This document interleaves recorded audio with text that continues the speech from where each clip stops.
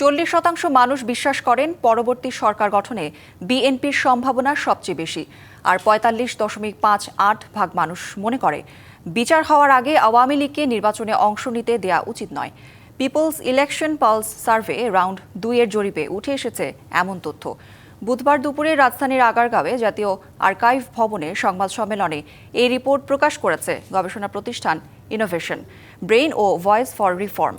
জরিপ অনুযায়ী 41.3% মানুষ বিএনপিকে সমর্থন জানিয়েছে, আর যথাক্রমে জামায়াতের ইসলামী 30.3, এনসিপি 4.10, ইসলামী আন্দোলন 3.10 এবং আওয়ামী লীগ 18.8% মানুষের সমর্থন পেতে পারে। আর রাজনৈতিক দলের মূল্যায়নে 33.43% মানুষ আওয়ামী লীগের উপর অসন্তুষ্ট।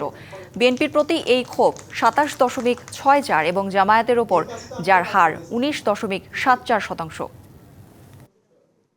30%-এর বেশি 32% বলেছে আমি সিদ্ধান্ত নেই নাই। ভোটের সিদ্ধান্তটা আমাকে জানিয়েছে, ওইটা হচ্ছে ওই 41.3 আর 41.7। ইনোভেশনের পক্ষ থেকে আমরা ওই সেকেন্ডটাকে আমরা আমাদের আনুষ্ঠানিক ফলাফল হিসেবে ঘোষণা করি।